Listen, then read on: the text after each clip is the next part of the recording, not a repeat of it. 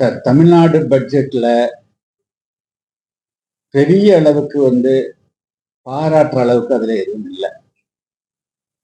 முழுக்க முழுக்க 2026ஆம் ஆண்டு சட்டமன்ற தேர்தலை மட்டுமே முன்வைத்து இந்த பட்ஜெட் தயாரிக்கப்பட்டிருக்கிறது. 2021ஆம் ஆண்டு, அதாவது அதிமுக ஆட்சியில இருந்த போது 2021ல 4.59 கோடி தான் கடன் சுமை இருந்தது. ஆனால் இப்பொழுது அதை விட 2 மடங்காகி 9,39,000 ரூபாய் கடன் சுமையாயிருக்கிறது. எனவே இதுவே இது எந்த விதமான வளர்ச்சியும் இல்லை. கடன் வாங்கியதுதான், கடனை 2 மடங்கு ஆக்கியதுதான் இது வளர்ச்சி என்பதுதான் கேள்வி.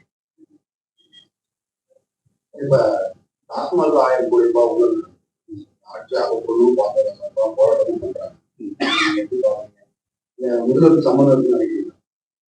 அதாவது கடந்த 2 வருடங்களுக்கு முன்பு இதே திருச்சியில நம்முடைய பத்திரிகையாளர் சந்திப்பு, அதே புதிய தமிழகம் கட்சியின் சார்பாக தமிழ்நாட்டில் மது, போதை, புகையில்லா புதிய தமிழகத்தை படைப்போம் என்று நாங்கள் எல்லா இடங்களிலும் ஆர்ப்பாட்டம் பண்ணோம், பேரணி செஞ்சோம். அப்போ பத்திரிகையாளர் சந்திப்பு அந்த 2023ஆம் ஆண்டு மே மாதம் 9ஆம் தேதி என்று மேதக ஆளுநர் அவரை சந்தித்து புதிய தமிழகம் கட்சியின் சார்பாக ஒரு மனு அளித்தார்.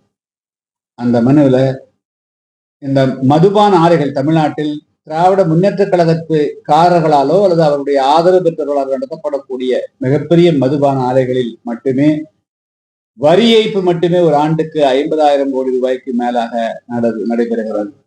அதே போல வாகனங்கள் ஓட்டுவதில், அதே போல சில்லறை கடைகள் என்று பல விதமான, எலைட் பார் கொண்டான 10,000 ரூபாய் வாடகைனா 1 லட்ச ரூபாய் வாடகை கொடுக்கறது. ஸோ இதுபோல பல வகைகளிலும் ஊழல் மலிந்து அது 1 லட்சம் கோடி ரூபாய்க்கு மேலாக ஊழல் நடைபெறுகிறது என்று 3 வருடங்களுக்கு முன்பாகவே நான் ஆளுநரத்துல வழக்கு தொடுவதற்கு அனுமதி கேட்டு மனு அளிச்சிருக்கிறேன். இன்னைக்கு வரலும் அது ஆளுநர் அனுமதி அளிக்கல. அன்று நாங்கள் புதிய தமிழகம் கட்சியின் சார்பாக ஊர் ஊரா போய் கரடியா கத்துன போதும் கூட தமிழ்நாட்டுல கூட ஒரு அரசியல் கட்சி கூட அதை படிச்சு பார்க்கறதுக்கு முனைப்பு காட்டல. அந்த அளவுக்கு அவர்கள் எல்லா அரசியல் கட்சியும், யாரு நீங்க சொன்னீங்க, எல்லா அரசியல் கட்சிகளுமே பாராமுகமாக இருந்தார். இப்பொழுது இடி ஆய்வு செஞ்ச பிறகு ஞானோதயம் வந்தது போல பேசுகிறார்கள். ஆனால் வெறும் 1000 கோடி அல்ல ஊழல், இது 1 லட்சம் கோடிக்கு மேலான ஊழல். அதாவது 505 வாக்குறுதிகள் திமுக கொடுத்திருந்தது, உங்களுக்கு தெரியும், ஒரு பெரிய புக்லெட். அது மிக முக்கியமானது பல இருந்ததுங்க. அதுல மாதம் ஒரு முறை மின் அதாவது கணக்கெடுப்பு நடக்குதுன்னு சொல்லியிருந்தாங்க. அது கணக்கெடுப்பு நடத்தினா தொழில் நிறுவனங்களுக்கு, வீடுகளுக்கு, வணிக நிறுவனங்களுக்கு எல்லோருக்குமே மிகப்பெரிய அளவுக்கு சுமை குறையும். ஆனால் அதை அப்படியே கன்வீனியன்ட்டா வசதியா மறந்துட்டு மின் கட்டணத்தை உயர்வை மட்டுமே அவர்கள் செயல்படுத்தி வருகிறார்கள். 4 பட்ஜெட் முடிஞ்சு போச்சு. அந்த பட்ஜெட்லயும் கூட அவர்கள் 2 மாசத்துக்கு ஒரு முறை மின் கணக்கெடுப்பை நிறுத்திட்டு மாதம் ஒரு முறை மின்கணக்கு நடத்தப்படும் என்று சொன்ன வாக்குறுதியை நிறைவேற்றுவதற்கு அவங்க நடவடிக்கை எடுக்கல. 2வது கேஸ் மானியம் 100 ரூபாய் கொடுக்கணும்னு சொல்லியிருந்தாங்க, அது செய்யல.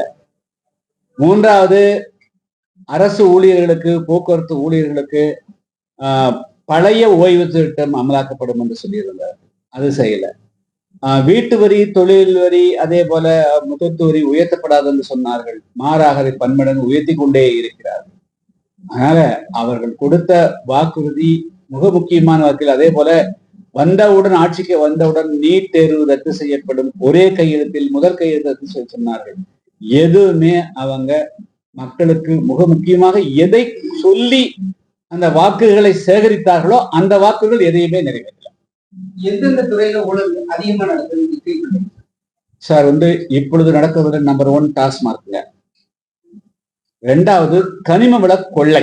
அதாவது இப்போ அண்மை காலமா கடந்ததுல மணல் கொள்ளை உச்சகட்டம் இருந்தது. இப்பொழுது தமிழ்நாடெங்கும் எல்லா குடியிருப்புகளுக்கு பாதிப்பு உண்டாக்கக்கூடிய வகையில, வேளாண்மைக்கு பாதிப்பு உண்டாக்கக்கூடிய வகையில, சாலைகளை உடைத்தெறியக்கூடிய வகையில, தாறுமாறாக கல்குவாரிகளுக்கு அனுமதி அளிக்கப்படுகிறது. இரவுகள் பாராமல் அந்த கல்குவாரிகள் ஒரு 5 டன் 10 டன் ஏற்றுவதற்கு பதிலாக 20 டன் 30 டன் எடுத்துட்டு போறாங்க. செங்கோட்டை வழியாக கேரளாவுக்கு கடத்தப்படுதுங்க.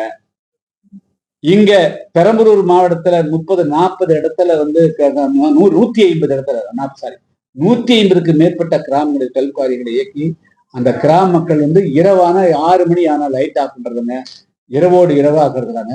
அந்த கல்குவாரிகள் அவைகளெல்லாம் தமிழ்நாட்டிற்குரிய கட்டுமானங்களுக்காக அல்ல, மாறாக ஆந்திராவுக்கும் கர்நாடகத்துக்கும் இந்த வழியாக கடத்தப்படுகிறது. இதுதான் மிகப்பெரிய ஊழலாக நான் கருதுகிறேன். மேலும் அனுமதி கொடுக்கிறது 10 ஒரு நாளைக்கு 10 சீட்டு வரும். இந்த இதே மாதிரி தூத்துக்குடி மாவட்டத்துல ஆலந்தா காசினாபுரம் கிராமங்கள்ல மிகப்பெரிய அளவு கொள்ளை கனிமவள கொள்ளை நடக்குதுங்க. ஸோ தமிழ்நாட்டுடைய அனைத்து மாவட்டங்களிலும் இப்பொழுது கனிமவள கொள்ளைங்கிறது மிகப்பெரிய கொள்ளை என்று ஏன் சொல்லுகிறேன் என்று சொன்னால், அது தேவைக்கு தமிழ்நாட்டுக்குரிய கனிமவளங்கள் தமிழ்நாட்டு மக்களுக்கு பயன்படுத்துவதை பற்றி ஆட்சேபனை இல்லை. இந்த மக்களுடைய வீடுகள் கட்டுவதற்கு, இங்கே இருக்கக்கூடிய பாலங்கள் போடுவதற்கு, இங்கே சாலைகள் போடுவதற்கு இந்த கனிமவளங்கள் பயன்படுத்தினால் தவறில்லை. அதுவும் கூட எந்த இடத்துலையும் வேளாண்மைக்கு ஊறு விளையக்கூடாது, குடியிருப்புகளுக்கு பாதிப்பு உண்டாக்கக்கூடாது, சாலைகளுக்கு ஊறு விளையக்கூடாது. ஆனால் இங்க நடக்கக்கூடியது அத்தனையுமே நேர்மாறாக நடைபெறுகிறது. இல்லைன்னா ஒரு 100 சீட்டு கொடுத்துட்டு அதுல 10,000 லோடுகள் அதுல அடிக்கிறது. இதுதான் மிகப்பெரிய ஊழல். அதே போல 25 அடி தோணுனா 200 அடி தோன்றாங்க.